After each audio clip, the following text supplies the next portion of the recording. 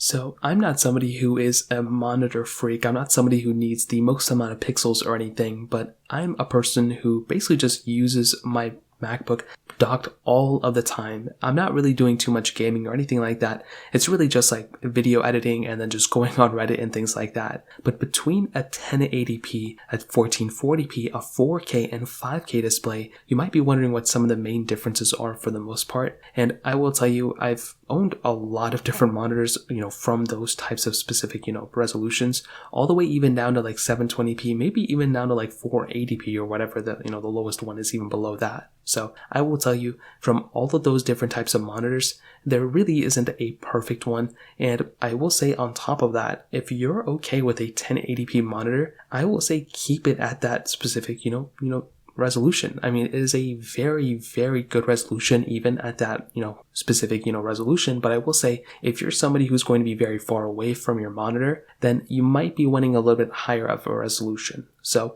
if your monitor, like if you're trying to buy a TV screen or something like that, and it's like 70 inches, well, then the higher the resolution, it's definitely going to probably benefit you a lot more. But if you're buying like a 25 or 27 inch monitor, and you're basically going to be in front of it, like almost like right next to it all the time, you might be totally okay with a 1080p display as well. There's a lot of iPhones, there's a lot of Androids that still have 1080p displays that look very, very sharp. Now with 1440p, those specific resolutions go a little bit higher, and those actually look fairly good as well. There's a lot of 1440p monitors out there too, and although they are slightly higher in resolution, they do give you a little bit of a bigger picture, which is actually really nice, or they give you a better picture overall. So that's another thing that kind of stands out to me. Now, I've owned a few different 4K and 5K monitors as well, and these kind of ranged from the LG 4K display, the LG 5K display.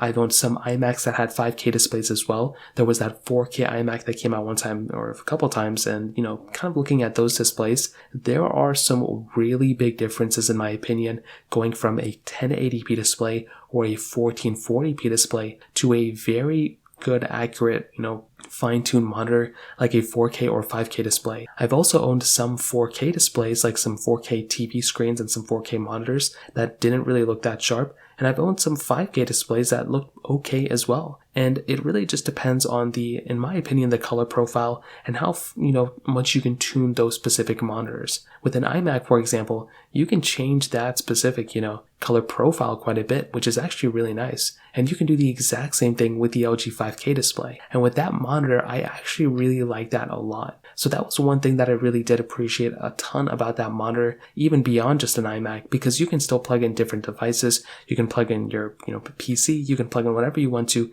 via that specific cord. And that was something that was really nice. Now, one thing that I kind of have noticed with some 4K and 5K monitors is that those ones tend to be the ones that are mostly released nowadays, but a lot of people may end up getting some sort of like higher resolution display, but actually downscaling it down to 1080p. Some people may not even realize it, but if you actually buy a 5K or 4K monitor, at least the ones that I bought, they don't natively come automatically at that 5K resolution. Sometimes, if the previous person, if you're buying it used, they may have set it up to, maybe 1440p or 1080p before, and your resolution may be at that, 1080p resolution. I know with my iMacs that's happened a couple times too. So you may just want to keep an eye out that. I mean, there's a lot of people who are probably buying 5K monitors and actually keeping it at 4K or at 1440p and they don't even realize it. However, there are some downsides with getting a very high resolution display. Depending on if you're just, streaming video and things like that, there's not really going to be that big of a difference. But if you are actually playing very intensive games, you're playing like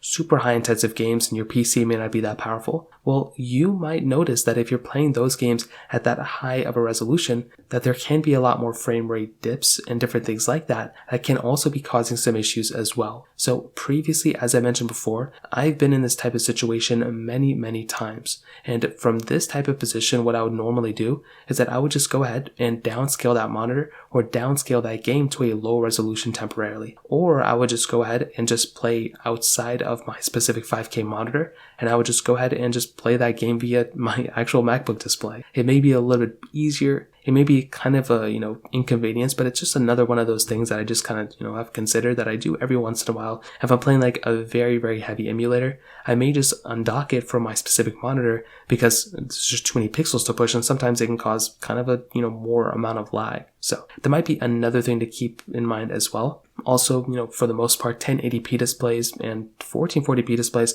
tend to be cheaper than 5K displays.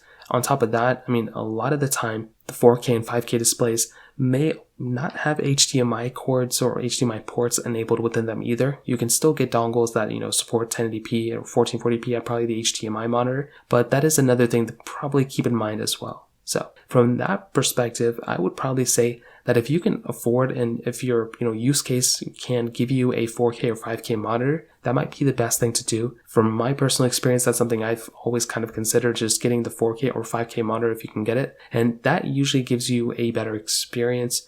But like I said, if you're somebody who's maybe doesn't have the most up-to-date PC, if your PC doesn't support USB-C or if it doesn't support a certain amount of output or whatever the case is, you just kind of want to play it by ear and just make sure that that specific monitor that you're about to buy is supported with your device or your console or whatever the case is. Because if not, you'll have to buy separate dongles and different things like that. That can cause some inconvenience for some people as well. So that pretty much covers it up. If you have any other thoughts or questions, let me know in the comment section below. Hit the like button, that would mean so much, but definitely hit that subscribe button. More importantly than everything else, I love every single one of you guys. Hopefully I'll catch you guys in the next video. Peace out till then.